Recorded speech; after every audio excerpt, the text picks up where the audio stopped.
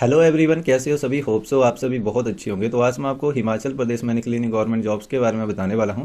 आज की जो पोस्टें अवेलेबल करवाई गई हैं ये high court of Himachal Pradesh के द्वारा निकाली गई हैं। कितनी जॉब वैकेंसी है, क्या एजुकेशन क्वालिफिकेशन है, किस तरह से आप इन पोस्टों के लिए अप्लाई कर सकते हैं। तो आज की इस वीडियो में आपको मैं पूरी जानकारी देने वाला हूँ। और इसके साथ दोस्तों आपके लिए एक और इम्पोर्टेंट बात यह है कि high court of Himachal Pradesh के द्वारा काफ़ी टाइम के बाद जो गवर्नमेंट जॉब्स हैं वो अवेलेबल करवाई हैं। तो कौन कौन सी पोस्टें हैं, तो आइए उनके बारे में जानते हैं। और ये जो एडवर्टीजमेंट है ये एक दो दिन पहले ही निकाली है। और इन पोस्टों के लिए अप्लाई करने की जो डेट है स्टार्टिंग वो 24 जनवरी से शुरू हो गई है। और लास्ट डेट जो है वो 26 फरवरी 2024 की होने वाली है। और अब मैं आपको पोस्टों के बारे में जानकारी देने वाला हूँ कि कौन कौन सी पर्टिकुलर यहाँ पे इन्होंने पोस्टें अवेलेबल करवाई हैं और उनके लिए क्या एलिजिबिलिटी क्राइटेरिया वो होने वाला है। फर्स्ट पोस्ट के बारे में बात करें तो यहाँ पे आपको मैं सबसे पहले पोस्टों के बारे में जानकारी दे देता हूँ, फिर पर्टिकुलर आपको उन पोस्ट के बारे में क्या एलिजिबिलिटी क्राइटेरिया उसके बारे में बताऊँगा। तो फर्स्ट पोस्ट यहाँ पे जजमेंट राइटर और पर्सनल असिस्टेंट क्लास 2 की होने वाली है। और ये रेगुलर बेसिस पे पोस्टें जो है वो अवेलेबल करवाई गई हैं। और सेकंड पोस्ट के बारे में बात करूँ तो ये स्टेनोग्राफर की है जो कि क्लास 3 में निकाली गई है। और थर्ड पोस्ट यहाँ पे जूनियर्स के स्टेनोग्राफर की है जो कि क्लास 3 में है।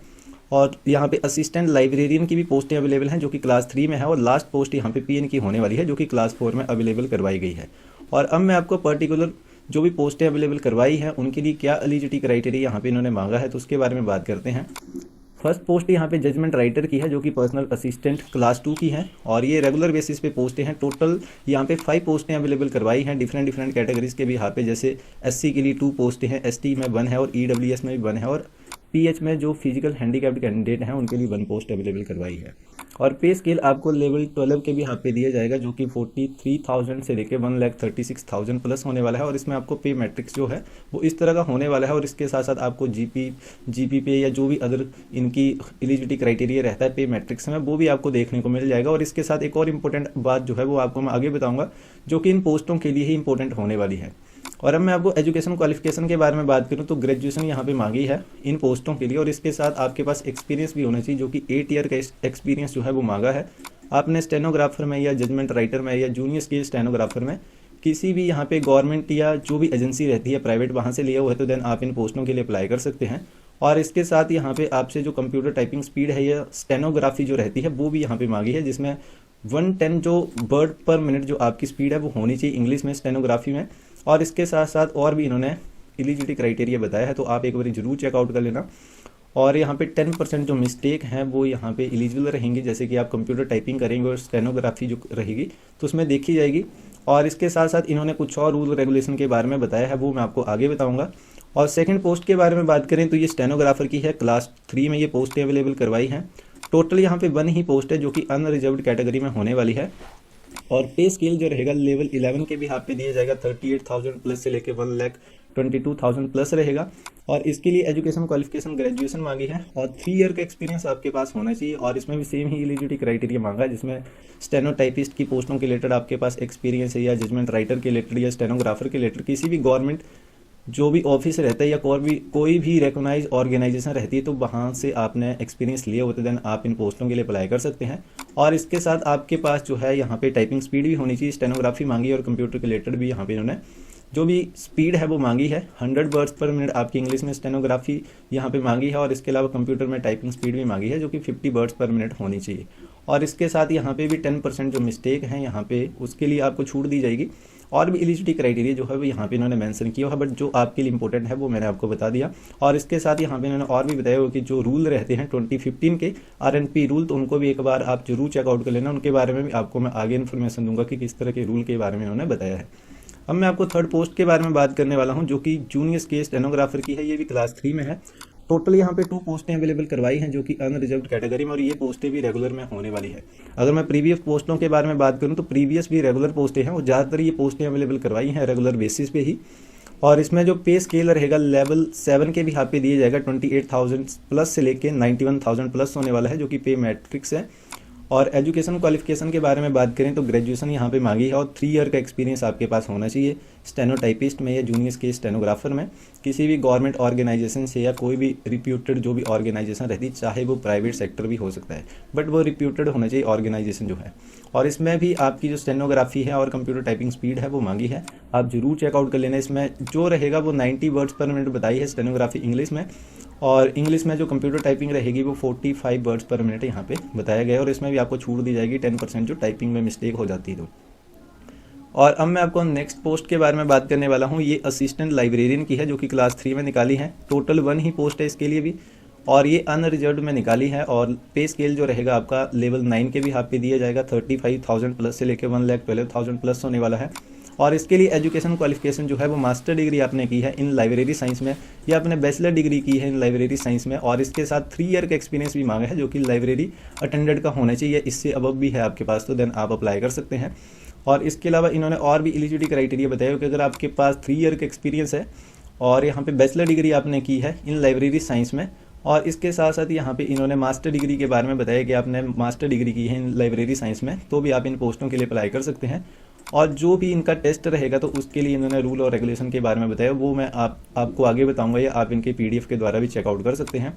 और फर्दर आपकी कोई भी क्वेरी रहती है, क्योंकि इनके लिए जो भी प्रोसेस रहेगा इन्होंने एक अलग से भी PDF प्रोवाइड करके दी वो है। जो भी कन्फ्यूज़न आपको रहती है तो आप वहाँ से पूरी फिल कर सकते हैं। जिस भी तरह की आपको कहीं भी कोई क्वेरी रहती है, जैसे आप कहीं भी जैसे कोई स्टूडेंट होते हैं उनको डाउट हो जाता है कि इनमें किस तरह का एलिजिबिलिटी क्राइटेरिया और इसमें सिलेक्शन प्रोसेस जो है वो किस तरह का होने वाला है, तो उसके बारे में भी हम आगे बात करेंगे। क्योंकि वीडियो लंबी हो जाएगी तो उसी बात को देखते हुए यहाँ पे आपको मैं जस्ट जो पोस्टें अवेलेबल हैं उनके बारे में बता रहा हूँ, और पर्टिकुलर उनके लिए क्या एजुकेशन क्वालिफिकेशन जो है वो मांगी हुई है।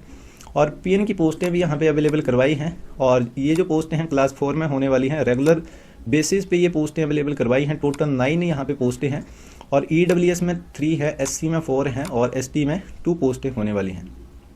और इसमें पे मैट्रिक्स जो रहेगा लेवल 1 के भी यहाँ पे रहेगा 18,000 से लेके 56,000 प्लस जो है पे मैट्रिक्स होने वाला है। और इसके लिए एजुकेशन क्वालिफिकेशन जो है वो 10th पास मांगा जाता है बेसिकली, और आपको पता भी होगा। और इसमें जो सिलेक्शन प्रोसेस रहता है उसमें RNP रूल के भी यहाँ पे, जो कि 2015 के RNP रूल है, जिसमें डॉक्यूमेंट वेरिफिकेशन जो है डायरेक्ट करवाई जाती है, और उसी भी यहाँ पे आपकी जो अपॉइंटमेंट है वो दी जाती है। इसके लिए किसी भी तरह का आपका टेस्ट जो है वो नहीं होता है। इसके बारे में भी आपको मैं बताऊँगा, या आपको जो रूल हैं इनके जो ऑफिशियल वेबसाइट है वहाँ पे देखने को मिल जाएंगे कि इन्होंने किस तरह के जो डॉक्यूमेंट है, जब भी डॉक्यूमेंट वेरिफिकेशन किया जाता है जिसको DV कहते हैं, तो उसमें कौन कौन से डॉक्यूमेंट है। और आपकी एजुकेशन क्वालिफिकेशन उसमें बहुत मैटर करती है। जितनी आपकी परसेंटेज रहेगी तो उतने मार्क्स आपको वहाँ पे लगते हैं। तो इस तरह से ये पर्टिकुलर पोस्टें अवेलेबल करवाई है, और इनके लिए डिफरेंट टाइप की एजुकेशन क्वालिफिकेशन बताई है। होप सो आपको यहाँ पे जानकारी मिल गई होगी। और इसके साथ दोस्तों यहाँ पे इन्होंने एज लिमिट का क्राइटेरिया बताया है। 18 से लेके 45 ईयर्स के बीच एज लिमिट होनी चाहिए, और इसके साथ आपको एज में रिलैक्सेशन भी दी जाएगी एज पर गवर्नमेंट रूल और रेगुलेशन के बिहाफ पे। और इसके साथ किस तरह से आप अप्लाई करेंगे, तो उसके लिए यहाँ पे इन्होंने एप्लीकेशन फ़ी का स्ट्रक्चर भी बताया हो कि एप्लीकेशन फ़ी जो रहेगी 340 रुपीज़ यहाँ पे इन्होंने बताई है, जो कि जनरल कैटेगरी में जो आते हैं। और इसके अलावा 190 रुपीज़ जो रहेगी जो अदर कैटेगरी के जो कैंडिडेट हैं उनके लिए होने वाली है। और आप इन पोस्टों के लिए ऑनलाइन मोड के माध्यम से ही अप्लाई कर सकते हैं। और एज लिमिट आपको होप से मैंने बता दी कि 18 से लेके 45 ईयर्स के बीच होनी चाहिए। और अब बात आ जाती है कि किस तरह से आप इन पोस्टों के लिए अप्लाई करेंगे, क्या आपका सिलेक्शन प्रोसीजर होने वाला है। तो सिलेक्शन प्रोसीजर के लिए इन्होंने एक और जो PDF है वो प्रोवाइड करके दिया हुआ है, और यहाँ से आप इंस्ट्रक्शन भी देख लेना कि जब भी आप ऑनलाइन अप्लाई करेंगे तो कौन कौन से डॉक्यूमेंट आपको यहाँ पे अपलोड करने पड़ेंगे और उनका साइज़ कितना होना चाहिए। जैसे 20 to 50 KB बताया हुआ है, जो भी आप वहाँ पे फ़ोटो अपलोड करेंगे, सिग्नेचर अपलोड करेंगे, और जो भी 10th के सर्टिफिकेट रहेंगे, जो भी अदर सर्टिफिकेट रहेंगे, क्योंकि आपका जो फॉर्म है वो रिजेक्ट भी हो सकता है। तो इस बात का आप जरूर ध्यान रखें। और यहाँ पे इन्होंने एक और PDF प्रोवाइड करके दिया हुआ है। ये पर्टिकुलर उन कैंडिडेट्स के लिए होने वाला है जो यहाँ पे PN की पोस्टों के लिए अप्लाई करना चाहते हैं। और यहाँ पे इन्होंने सारे रूल जो रेगुलेशन है उनके बारे में बताया हुआ है, और किस तरह से आपको यहाँ पे मार्क्स लगने वाले हैं ये आप एक बार जरूर चेकआउट कर लेना। आपका इवैल्यूएशन जो रहेगा 15 मार्क्स का रहेगा, और इसमें कौन कौन से डॉक्यूमेंट आपके लिए इंपॉर्टेंट होने वाले हैं तो एक बार जरूर चेकआउट कर लेना। जैसे जो भी कैंडिडेट रहता है वो बैकवर्ड एरिया से बिलोंग करता है, या लैंडलेस जो फैमिली से बिलोंग करता है, 1 हेक्टेयर से कम ज़मीन है, या नॉन एम्प्लॉयमेंट सर्टिफिकेट है उनके पास, तो इस तरह के नॉर्मल डॉक्यूमेंट है। फिर भी आपको कोई क्वेरी रहती है तो आप मुझे ज़रूर कमेंट करना, होप सो वहाँ पे मैं आपको ज़रूर रिवर्ट दूंगा। और जिनके पास यहाँ पे जो भी कैंडिडेट रहते हैं ना, जैसे हम बोलते हैं कि जो मेल और फीमेल और डिसएबिलिटीज़ के कैंडिडेट हैं, तो वो भी इन पोस्टों के लिए जो है वो अप्लाई कर सकते हैं PN की पोस्टों के लिए, और उनके पास सर्टिफिकेट है डिसएबिलिटीज़ का, तो वो भी उसके भी मार्क्स यहाँ पे दिए जाएंगे। रूल रेगुलेशन को एक बार जरूर चेकआउट कर लेना, क्योंकि high court of Himachal Pradesh की ये पोस्टें, तो इनमें जो रूल रेगुलेशन है वो आपको जरूर फॉलो करने पड़ते हैं। और इसके साथ इन्होंने एक और PDF प्रोवाइड करके दी हुआ, जैसे इन्होंने बहुत सारी पोस्टें अवेलेबल करवाई हैं डिफरेंट, तो उनका सिलेक्शन प्रोसेस किस तरह का होगा। तो यहाँ पे इन्होंने पर्टिकुलर उस पोस्ट के बारे में पूरी जानकारी दी हुई है। PDF बहुत लंबा है, कम से कम यहाँ पे इन्होंने 129 पेजेस प्रोवाइड करके दी हुई। तो आप जिस भी पोस्ट के लिए अप्लाई करना चाहते हैं तो उसके रिगार्डिंग इस PDF से जो है वो पूरी जानकारी ले सकते हैं। फिर भी आपकी कोई क्वेरी रह जाती है पर्टिकुलर किसी भी पोस्ट के रिगार्डिंग, तो आप मुझे कमेंट कर देना, या आप मेरे से जो रहता है इंस्टाग्राम या जो भी सोशल मीडिया के प्लेटफॉर्म रहते हैं वहाँ से भी मेरे से कॉन्टैक्ट कर सकते हैं। होप सो वहाँ पे मैं आपको जरूर रिवॉर्ड दूंगा और जो भी आपकी क्वेरी रहेगी उसको जरूर रिजॉल्व करने की ट्राई करूँगा। तो दोस्तों ये अभी तक नोटिफिकेशन अवेलेबल करवाई है, काफ़ी टाइम के बाद देखने को मिली है। जो भी इंटरेस्टेड और एलिजिबल कैंडिडेट रहेंगे तो वो जरूर इन पोस्टों के लिए अप्लाई करें। और इन सभी PDF का लिंक आपको मैं वीडियो के डिस्क्रिप्शन में डाल दूंगा, या आप इनकी ऑफिशियल वेबसाइट में जा सकते हैं जो कि high court of Himachal Pradesh की होने वाली है, और रिक्रूटमेंट का सेक्शन देखने को मिल जाएगा और यहीं से ही आप इन नोटिफिकेशन के बारे में पूरी जानकारी ले सकते हैं। और इसके साथ दोस्तों आपको मैं एक और इम्पोर्टेंट बात यहाँ पे बताने वाला हूँ।